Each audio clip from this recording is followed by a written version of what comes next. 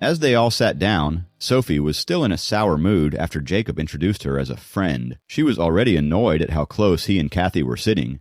She had skipped school and had come here to support Jacob for his race, but he didn't seem to want her there. "I can leave if you want. I don't want to be a problem."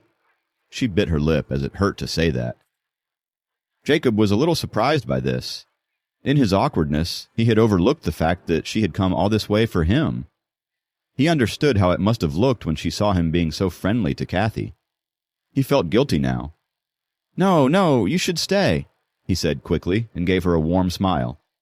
Sophie smiled back and sat back comfortably. "Yes, you should stay and cheer for your friend," Cathy, who had overheard Sophie, chimed in but had a sarcastic tone. She had really stressed on the word friend. It was clear that she was uncomfortable with Sophie being there. Before Sophie arrived, she and Jacob were having a good time, and she was hoping to get closer to him today. Jacob rubbed his forehead temples as his head started to hurt, and also because he couldn't express his awkwardness. He heard the displeasure in Cathy's tone, who had been extra sweet to him all day, and he was already off his game ever since Sophie dropped in unannounced. "I'm thirsty. Could you go and get me something to drink?" Sophie ignored Cathy's little comment and changed the topic. "I'll give you money. You can go buy something that you like." Jacob did not want to leave the girls alone. He was afraid they might chew each other's heads off. Besides, if Sophie left for a few minutes, it would also give him some time to calm his nerves and maybe talk to Cathy and calm her down. "I don't know your campus well. What if I get lost?" Sophie asked, trying to get him to go so she could find out more about Cathy. "How did you find this place, then?" Jacob wasn't buying the whole innocent act. "A large sports arena is not that hard to find, but getting to the stands where your class is sitting took me a while. I literally had to ask every other person to be able to find you." She made it sound like a tedious chore. "She's right. You won't be able to find the corner store. You should buy it for her," said Cathy. As much as he wanted to argue, Sophie did come here just for him, and this was the least he could do. So Jacob agreed and left the spectator stand and walked outside the sports field to buy the drinks. As soon as Jacob disappeared around the corner, Sophie decided not to waste any time. She turned her attention to Cathy and asked her directly, "Are you his girlfriend?" Her expressions held barely concealed envy, and her tone was demanding. She needed to know the answer. Cathy looked at her awkwardly, as she didn't expect this direct question. She fumbled around a little, not actually saying anything. She wasn't Jacob's girlfriend, but something told her that admitting it out loud would be a defeat. In that moment of silence, Cathy observed the girl closely. She was in an ordinary school uniform that somehow made her look prettier than it should have. She was younger than him by a couple of years, but her demeanor was demanding, and she couldn't comprehend why she felt threatened by a high schooler. When Sophie saw her dumbfounded expression, she continued talking. "I saw you both together.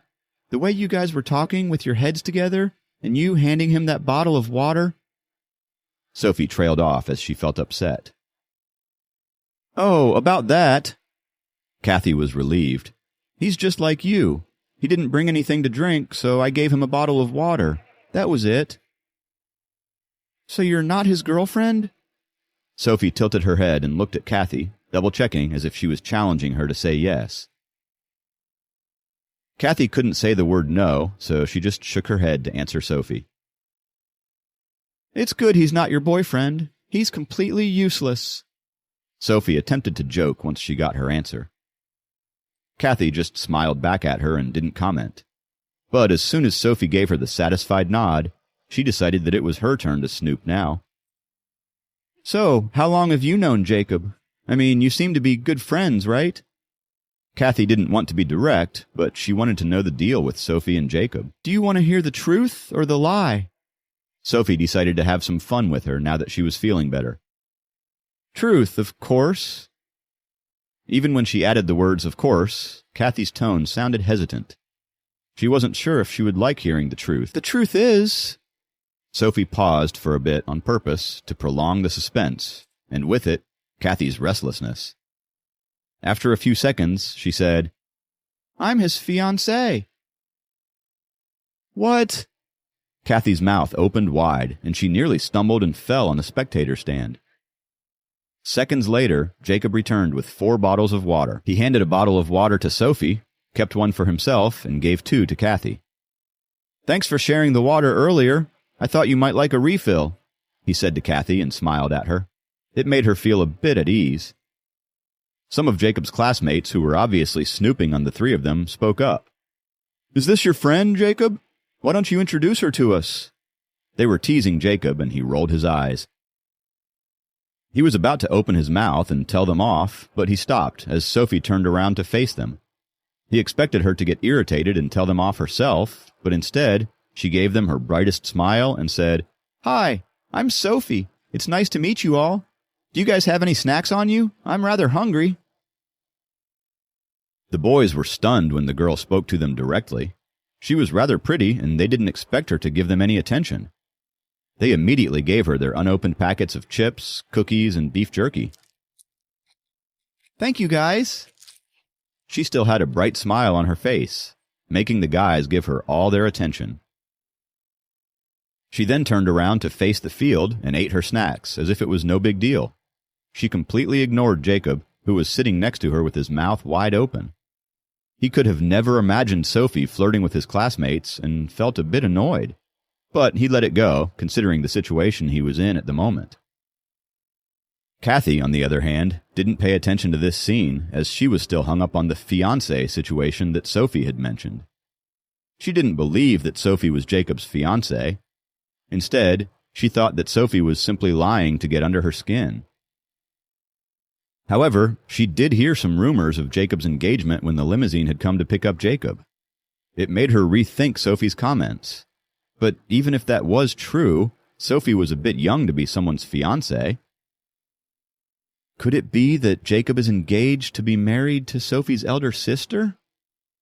If that's the case, no wonder Jacob couldn't do anything about her and had to treat her nicely like a friend. Cathy analyzed the situation. Even though it troubled her to think that Jacob was committed, it was the only plausible explanation. If this high school girl is so pretty, her sister must be even prettier, she thought, and bit her lip. She was jealous, confused, and a bit heartbroken. Cathy watched the games, but her heart wasn't in it. She was lost in her thoughts and kept to herself for a while. Meanwhile, interesting matches of high jump, long jump, shot put, and relay races were going on. The large screen constantly declared the scores and updated the winners at the end of each game. Sophie watched for a while, but got bored and turned to Jacob. "When will it be your turn?" "My race is in the afternoon. It's the 1,500-meter race," Jacob answered proudly. "Just one?" Sophie's eyes were wide open.